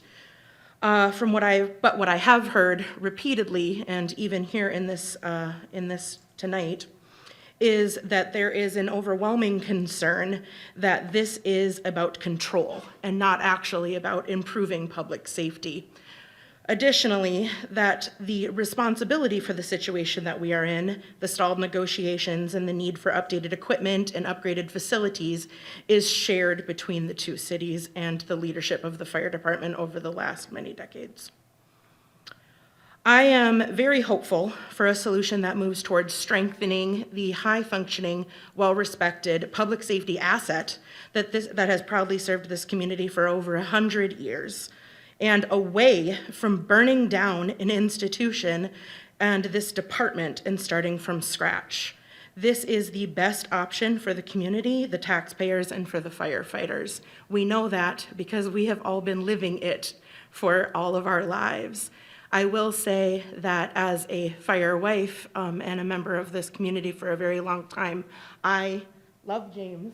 He has been a member of my family, but I will say to him and I will say to council and to everyone that I was very disappointed to see that the option to go back to the negotiating table is not in the fire needs assessment, which you did point out tonight. I'm going to go over just very, very small, not a whole lot, I promise. I was very, very disappointed to see that, largely because I don't think you would find a firefighter that didn't support James in his transfer to Orono's as Orono Fire Chief, because he's backed up against a wall, frankly, just the way that many of them feel. But any fire assessment that goes towards against their wishes, which I would encourage everybody to go back and listen to the statement that Ben made at the November meeting that goes against the wishes of the fire department, which is to to stay together and under whose leadership they just don't care, but to stay together so that they can continue to provide the level of service that they have been providing is simply unacceptable, and it feels horrible, I will say, that that wasn't part of the assessment, in my opinion. It's my belief that because we cannot seem to understand what the problems are, and because there really, although this is good, there is no really ample forum, in my opinion, with Orono that allows citizens to ask questions in a way that's more of an open dialogue, that many of the irrevocably the changes that will irrevocably change the existing department will drastically impact fire service, but also the taxpayers' pocketbooks. I have put together a list of questions. I feel that this issue is so complicated and that people just really don't understand really, like, here are some of the bullet points that you should be asking about. I'm not telling you you should adhere to my opinion, but these are some of the questions you should be asking your council members. And I have created a list of 30-ish questions that if anybody would like for me to send to them, I would be happy to do so. I'll be here all night. Thank you so much.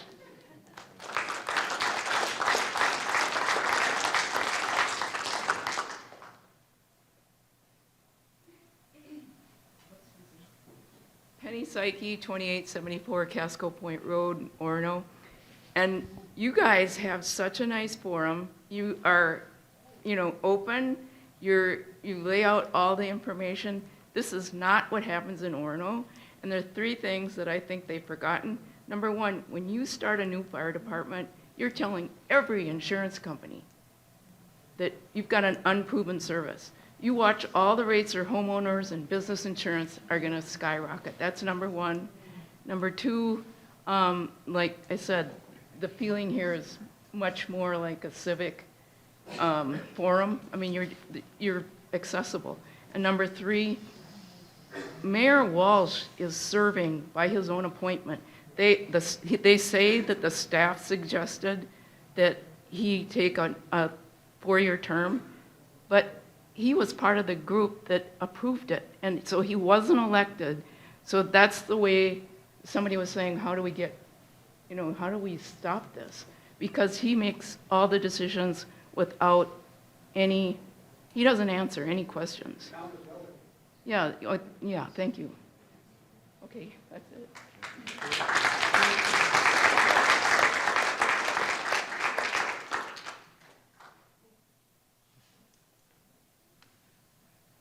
Hi, I'm Kim Carswell, 261 Signet, Orono, so I'm speaking to Orono here. First of all, thank you for having us and having an open forum. I just want to build on Jim's comments that the people here are the people that care. And I think, Kelly, you're right on. There is no problem. But I think what's going to happen now is there's risks that are popping up. I feel like there's no financial acumen or diligence put to place with what Orono has to do. The second risk is I think they're over their skis and doing this on their own. And the third risk is they're not going to invite any future collaboration and trust as we try to do something in the future. So as you think about showing up, those are the things I would focus on, and pick the one that you're most comfortable with and really speak at the meeting next Monday. Thank you very much.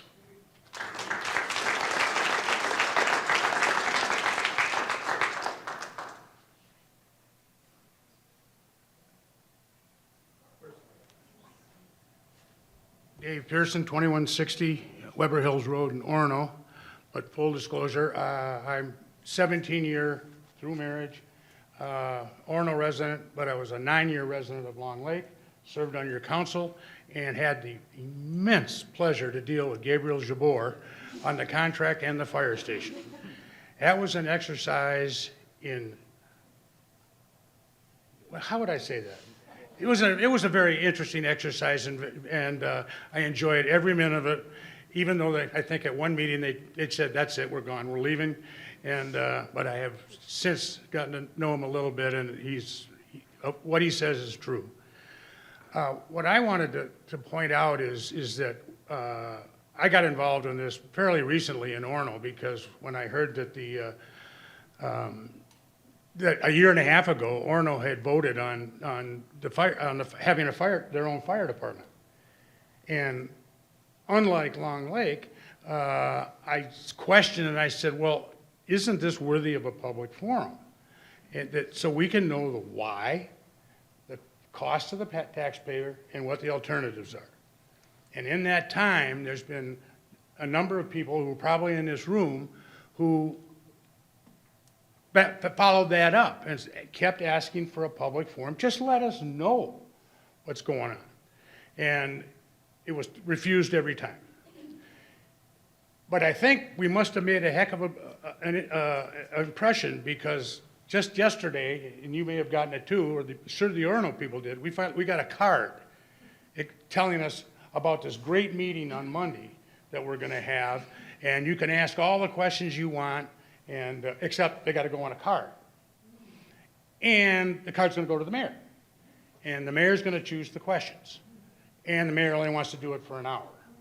Okay, so it's all about control, which we heard earlier, but it is imperative that who's ever listening to this, and the people here, to the previous speaker, you need to show up on Monday. Because what has happened is, rather than do a public forum, my impression is, having gone to all these meetings, he's doing it under public comments. He or the council have no obligation to respond to whatever questions you ask. So I don't want to say that as a negative, to say that, well, I guess it's over, what the heck, I'm not going. Exactly the opposite has to happen, because they can listen to your questions and they'll just move on and do whatever they want to do. And I don't know the numbers, because they won't give us the numbers. There are some people in the room that might know some of the numbers, but the numbers are going to be, in my impression, big for the Orono residents. If you're going to try to put the fire department together, you're going to try to put a full paid fire department together at some point. You're going to buy the equipment. And by the way, you're going to spend, I don't know, $5 to $8, $10 million on a fire station that's a half mile from Station 1. Makes no sense. So you need to be involved. You need to show up civil, just there's a tendency at the Orono meetings to get a little loud and a little rambunctious, and it is really upsetting to the point that sometimes I have to even leave the meetings. But if we have a big group, it's the only way that we're going to show how we feel about this, and that if there's any way as a public that we can delay this thing until the election, that is the only way, currently, that is the only way we're going to have any ability to control what happens in Long Lake and Orono. So all ideas are great, they need to come forward, but your voice needs to be heard. And I finally want to say what a pleasure it has been to work and talk to the Long Lake City Council. That's how it's supposed to run, not the way it's running in Orono. So I congratulate you and I thank you.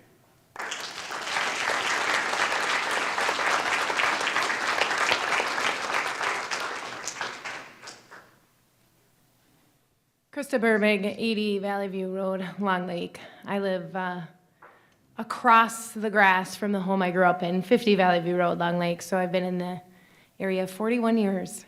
And my husband has served on the fire department for about 9 of those since we got married. In fact, I'll try to only take my 3 minutes, but in fact, DJ rolled up at our wedding, which was in this very church, with an engine. And so we have fire pictures with an engine, and I think he was like 5 days on the department old or something like that. So anyway, it is really impacting us as fire families, to the point where I think the men and women on the department are starting to go like, well, I don't know what's going to happen, but we're not going to separate, and Kelly alluded to that. But I think the point I want to make is, and the gentleman who just spoke kind of alluded to it, but there is an election in November, and I'm in Long Lake, and I can only vote for those elected officials in Long Lake, but I do think there are things that can be done between now and November in regards to the election, because there's no, as we know, we live in the best country on God's green earth, and that's because we have a say via our elections. And so I think there's no way to speak louder to an elected official than to start talking to them about This is an issue that will change my vote. This is an issue that will change my vote in November. I think that message needs to start going out right now. And I speak from Long Lake to Orono, but also to Long Lake, I guess. As Long Lake citizens, we need to be saying the same thing. This is an issue that is going to change my vote in November. That is going to get some ears to start opening up. So that would be my 2 cents.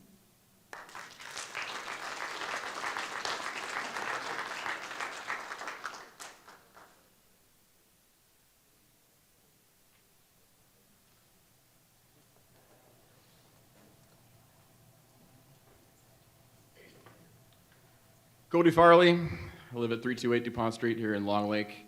I am a 16, 17-ish member of the Long Lake Fire Department.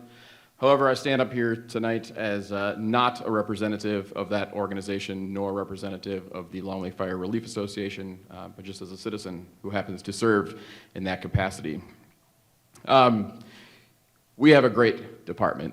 A really, really great department. This community, for 100+ years, has asked the citizens of this community to stand up and support it in this manner, to provide, professional fire service for the rest of our citizens. And these citizens have done it, and they're doing great. And we've been recognized by communities, neighboring communities, fire departments, Orono and Wayzata, North Memorial, for the excellent job that they do every day serving that need.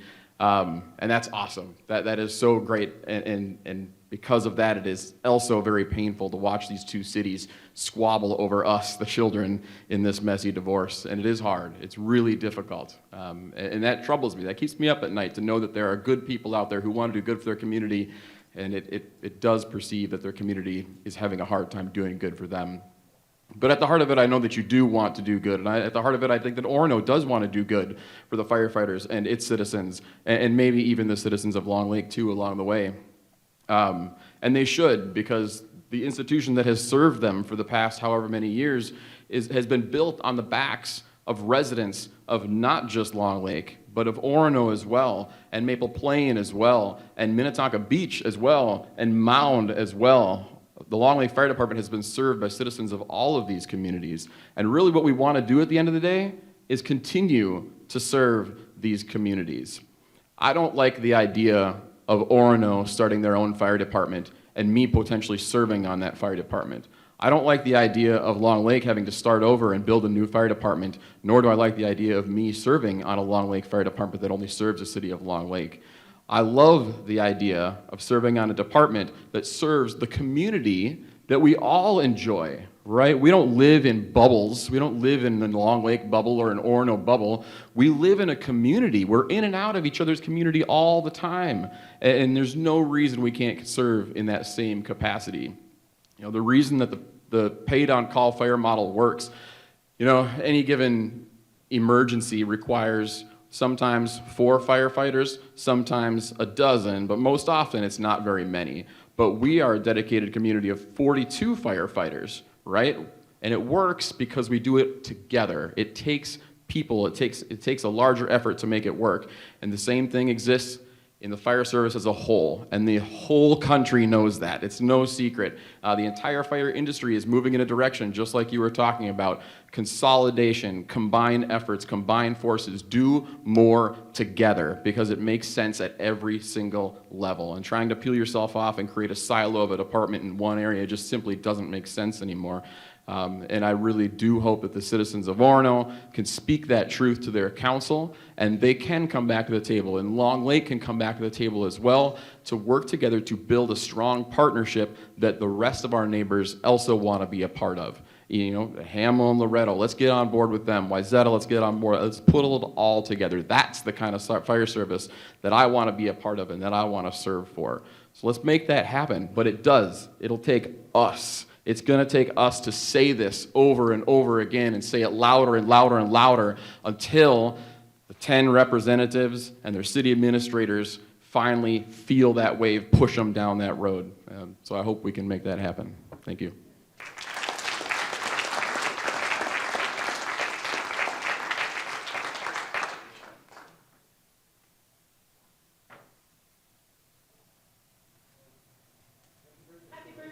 Happy birthday, yes, happy birthday. For a guy that only gets about 2 calls a day, I sit in the audience and my phone keeps going off and off and off and off. And I keep ignoring my children and my grandchildren, but anyways. I would like to thank everybody I did get a lot of birthday wishes, both from James, who I was lucky enough to serve with for 15 years, from Charlie, and from quite a few firefighters. So I do appreciate that. I get up here more just, by the way, I'm Kelly Shaughnessy. I go back a little ways with the fire department. I remember when I first got on back in 1976, I was pretty much forced on the department by my dad, who had been on for 21 years, and then I served for 46. But the point is that I grew up, at a time when it was World War II guys, and that was it, just World War II guys who made up the Long Lake Fire Department. They had a great life. The fire station was here, the liquor store was here, City Hall was there. They couldn't ask for anything better. But I watched these guys, I watched them work, and they were a cohesive unit because they all had that shared experience. I came through with that next stage, and it was some of the people you heard about, Brown and Becker and Lyle Day and Rick Berry, some of my closest friends. And we brought our kids up. We were a cohesive unit. As we got off, I took a little longer than some, but as we got off, I watched this new group come in that we have today, which I look at and I see the same thing. They're young, they're 40-ish, they're bringing their kids up. It's a strong, strong department. And a lot of that, goes to the leadership that was there and the leadership that was here now. And I just want to say that it's a great department. Staying together is the utmost. I'm frustrated like everybody else because it's my history. It hits home very deeply. So with Memorial Day coming up and everything else, I just reiterate what people have said. Get out, express your opinion, let people know how you feel, what you want. I don't think there's that many people that really feel that we want to split this thing up. We are a community. Gabe got up here earlier, and I was third in command for way too many years. I was always smart enough not to run for chief, by the way, just because the idea of family, that goes way out if you're going to do that. So, but I was in command, and he reiterated about Long Lake saving Orono's ass, but really, I remember those situations. They came to us and said, we want you to take over this area in Maple Plain. And we're going, why? Maple Plain serves that area better than we do. You're asking us to cover people that are 2 miles from their door? Why do you want us to do that?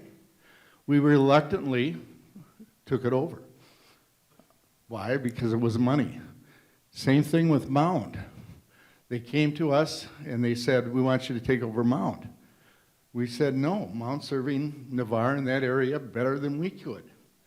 We're not saying that we're a bad department, we're saying the location, their location is there, they can get there. It's one thing when your house is burning down, it's a whole nother thing when somebody's dying of a heart attack. Some things can be replaced, some things can't. So we said no again. And they finally came back to us and said, we're going to Excelsior. As a matter of fact, it's a little too late. We've already gone to Excelsior. But if you want to come in 2 years, we'll have them just train. And that's a little bit of what Gabe left out. That was how that decision was made. They had already gone to Excelsior for a period of 2 years. I remember well because I was in charge of the Relief Association, and all of our relief money went to Excelsior's fire department. We got all the liability for those guys, though, for the 2 years on our department, even though it probably should have gone that way, but that's the way that was set up. So we've got a great department. You've got great leadership. You've got great people, both under James. I've gotten to know Mike a little bit, too. And I think they have good leadership now also, and the officers are the same. So support these guys and get out and talk. That's all I can really say. Thanks.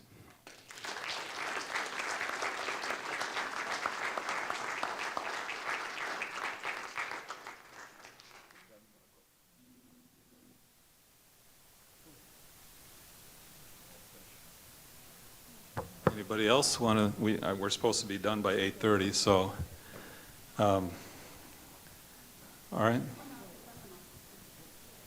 Hi, Elisa Benson. I'm a member of Orono City Council, as many of you in this room likely know.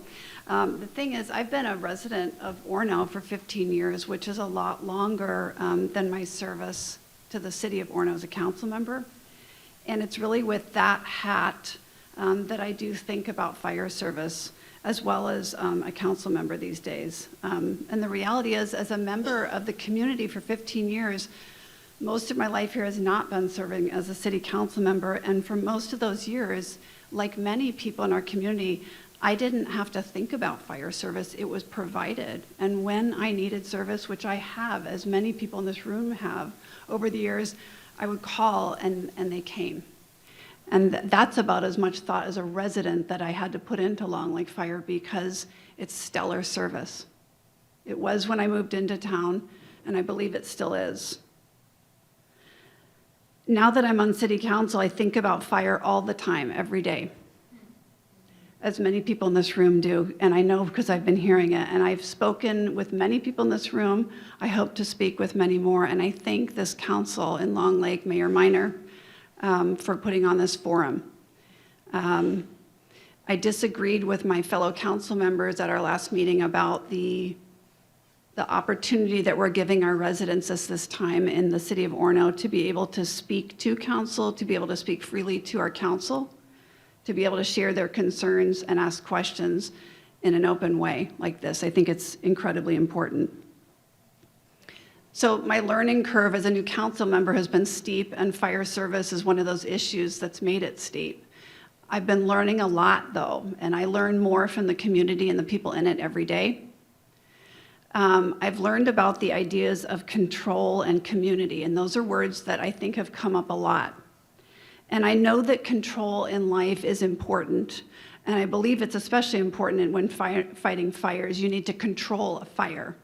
And I'm not a firefighter, but I imagine things like oxygen and fuel come into play when you're trying to control a burn. Community is something different. And I think fire service is more about community than it is about control. And what I've heard here tonight in this forum, as well as at the city council meetings in Orono, is folks talking about community. The importance of community. Community is why I ran for city council. It was the idea of wanting to serve the people that I live and work around. And I will tell you, having campaigned last fall, it's hard to tell sometimes when you're in Long Lake and Orono, because when you drive a little bit one way or the other, you're going to be in both again and again and again, this way and that. Our communities are inextricably linked, and that's important. So I don't want to take any more time tonight. I just want to thank you again for holding this forum, and thanks to all the council members of Long Lake and surrounding communities who have come here. Thanks to the firefighters and their families. Thanks to both chiefs in the room. And thanks to all the community members for showing up and continuing to spend time sharing your opinions and your concerns and questions with me and the rest of the Orono City Council. It matters a great deal to me. So thank you all. Thanks.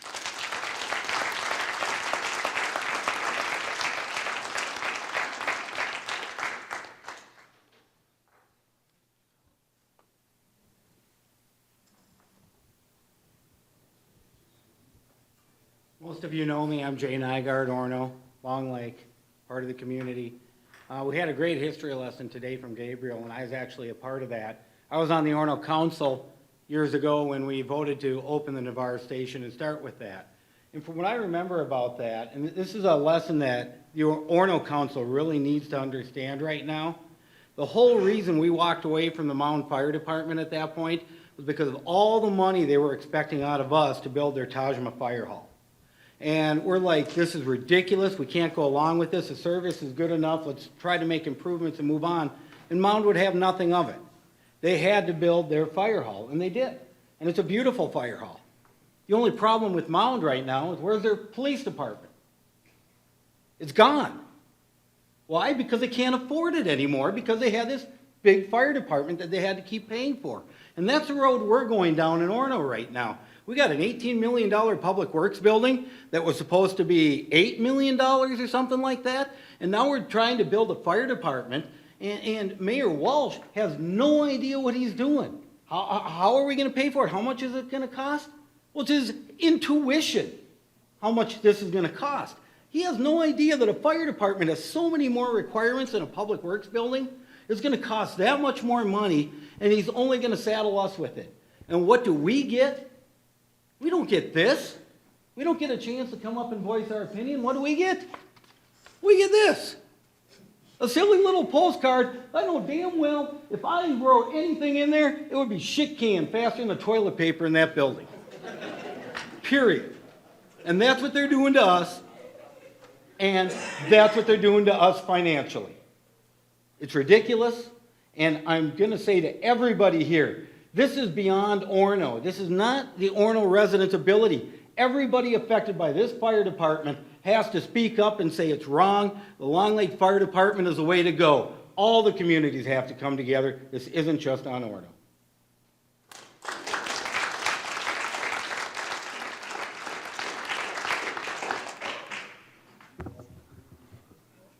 Oh, we can't leave Todd.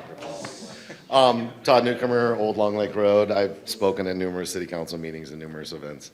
Tonight, raise your hand if you're a firefighter in the area.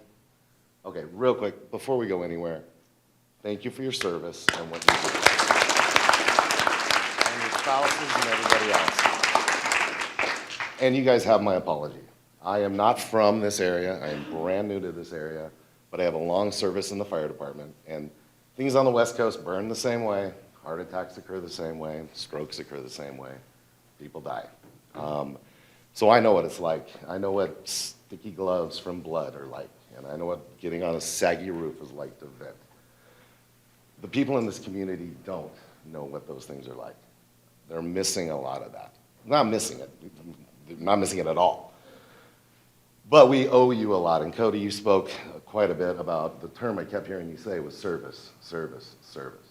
The one thing both these communities, Long Lake and Orono, what we need to do, we need to provide the service to these folks, the men and women who protect all the communities in the area.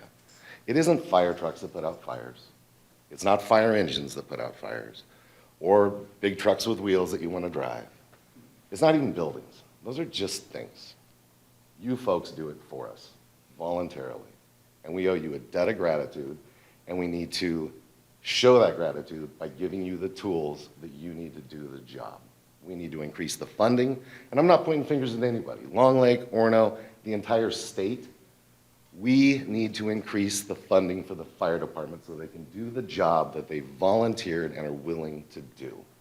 Right now, if you guys wanted to put a stop to this, you could. Just say, you know what, we're done.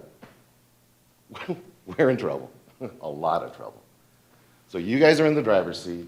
You as a group are in the driver's seat.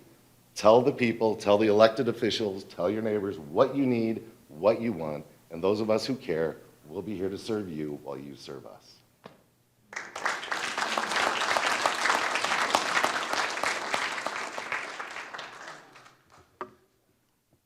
All right, so we're coming up to the end of our time here. Thank you for your comments. I just wanted to make one comment, and then Charlie will close it out. And to Elisa's point, you're right, we are a linked community. I mean, I talk to some people sometimes who don't even know what city they live in. They think they live in Long Lake because it's Long Lake Postal, but I said, no, you're in Orono, and that's who you're paying your taxes to. So, I mean, we are a community. And I just wanted to respond to, there were some questions and comments regarding negotiations, and I probably should have mentioned this earlier, but from last June through September, Charlie and I were meeting about weekly with Victoria Seals and Matt Johnson, who were the negotiating team from Orono, and often up to 3 hours at a time.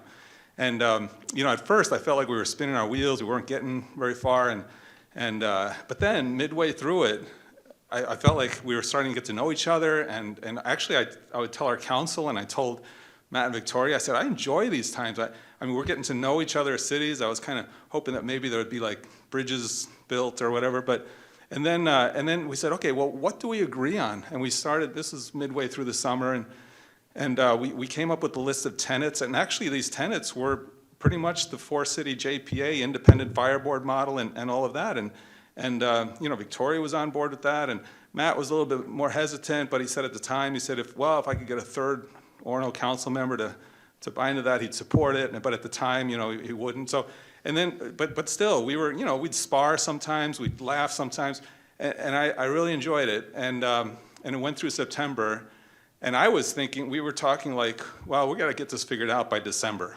so that I thought we had some time, and then the mayor cut it off mid-September, and then they just did a straight buyout offer. And but we did meet after that, I think a couple of times, Charlie, if I'm not mistaken, and still kind of got together and talked. And then, when we did our counteroffer in January, I said, hey, let's talk about our counteroffer. There was some, even through the winter, there was some firefighters' proposals, that came about that kind of just were sort of organically created. And I said, let's get together and talk about those. I mean, let's just keep talking. And the response then was, no, we need to get through the needs assessment. But I will say that I'm open to going back to that, to resuming those talks and getting to know each other and trying to do what's best for the community. So I'm hoping that we will return to that. And then we'll let Charlie close it out. Thanks. Thanks, John. So we'll wrap it up here. We need to be out the door by 9, but thank you again to Calvin Presbyterian for hosting this event. And just a few points that kind of came out of some of the comments. Great comments. Again, we really appreciate you coming out. We take away a lot of this. This will help in our decision making now, and so you're not. And feel free to come. Our Long Lake Council meetings are kind of probably not very exciting in some days, but in most days actually. But come to there as well and sit in the crowd and ask questions or speak at our public comments. Mediation, and that came up, somebody suggested that at our last council meeting or two meetings ago, excuse me, have we sat down to mediate with Orono. And just so folks know, there's arbitration. We're an arbitrator. It's like a judge. They rule, all right, this is my decision and you got to live with it. And there's mediation, and that's like, it's almost like, marriage counseling or something where both sides get together and they have a mediator in the middle that helps try to resolve the situation. And I've tried to work that out in the past with Orono. There's a state of Minnesota Bureau of Mediation Services, and they provide services to various government agencies, labor unions, things like that. I did propose that to Mayor Walsh probably back in 2019. Let's have the two cities sit down and mediate with the Bureau of Mediation Services. That was declined. I brought that up again here just in February when we met at the Capitol with Councilmember Seals and Johnson, and Councilmember Johnson specifically declined the offer to mediate again. Can certainly keep putting it on the table there, but that would be something else on Monday at Orono for those of you going to that meeting to ask, hey, what do you have to lose? Why not sit down and mediate with Long Lake? Wouldn't that be better than fire department being broken up or that sort of thing? So that's certainly something on the table, and yes, we're absolutely open to negotiations still. We've been waiting since January, so perhaps after the needs assessment, they'll be back to the table. And just great comments by Kelly Shaughnessy, again, the birthday boy in the back of the room there, but a lot of experience. And I just want to point out the political boundary aspect he brought up. And for those of you who weren't here in our November meeting, it was about, fire departments were not, back in 1977, they were created by the fire chiefs at that time, driving out a 10-minute response radius from the fire stations.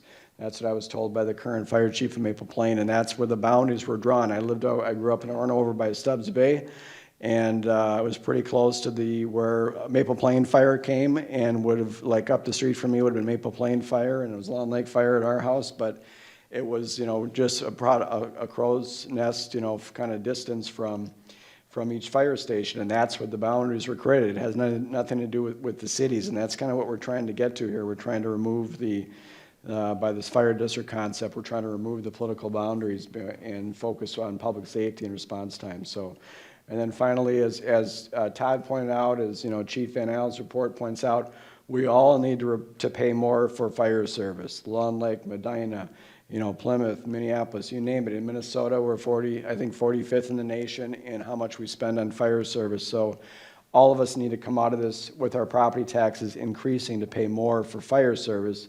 We just wanted to make sure it's done efficiently and in collaboration with our partners. That's our ultimate goal here is Long Lake. So thank you for coming out. We really appreciate it. We'll see, I'm going to be at Orono meeting on Monday. Maybe, I think some of my fellow council members might be there. Hope to see you there as well. And that will be hopefully another great discussion. But yes, keep putting pressure on all of us here to come to resolution and still hopefully we can come to one that most importantly keeps the firefighters together. So thank you, everybody, and remember, grab that sheet on the way out, and feel free to take one. So thank you, and have a great rest of the evening.